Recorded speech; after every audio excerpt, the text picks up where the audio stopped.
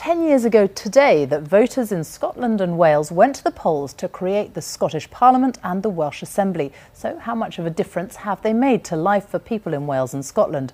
In a moment, the view from our Wales correspondent, Wira Davis. But first, here's our Scotland correspondent, Lorna Gordon, on devolution a decade on.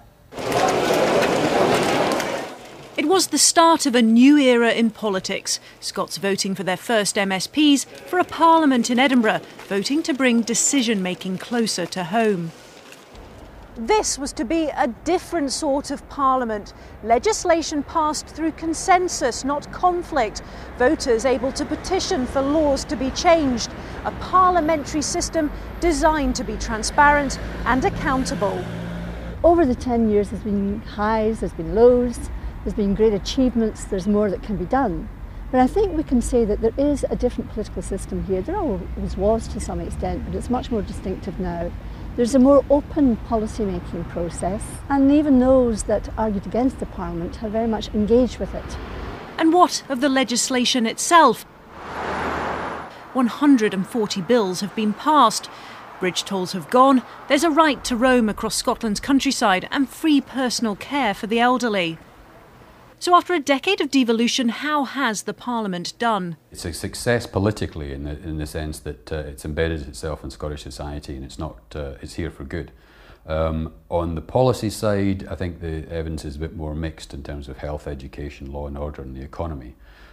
So perhaps the next 10 years is where we're going to see hopefully more progress in those areas.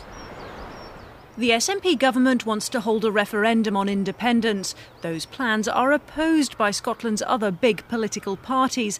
But there are continuing calls and an ongoing debate for more powers for the Scottish Parliament in areas like raising taxes. Lorna Gordon, BBC News, at the Scottish Parliament in Edinburgh. If there is one area that has changed in Wales during 10 years of devolution, it is education. These children are learning through play. This is the devolution generation. These children might not realise it, but the way they're educated here in Wales now is increasingly different to the experience of pupils in many other parts of the United Kingdom. Of many changes, learning through play at primary level, the foundation phase is just one. Children in Wales no longer take SATs exams, nor are school league tables published here anymore. It used to be, it was English, maths, science, day in, day out. It was a very narrow way of teaching the children, whereas now they can develop so much more.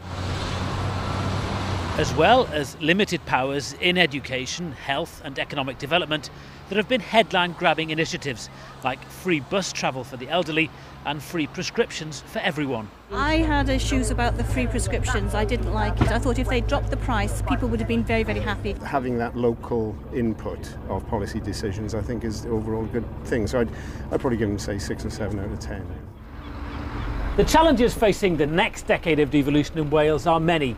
Perhaps the most important issue, the speed at which greater powers are transferred from Westminster to here, the Senedd in Cardiff Bay. We've got a system which is incredibly clumsy, opaque, slow, inefficient, and I don't think anybody seriously expects anything other than that we actually move in the direction of more powers. Devolution, say its supporters, has brought government closer to the people of Wales, and over the next decade there may be more changes to come. Wira Davis, BBC News, Cardiff.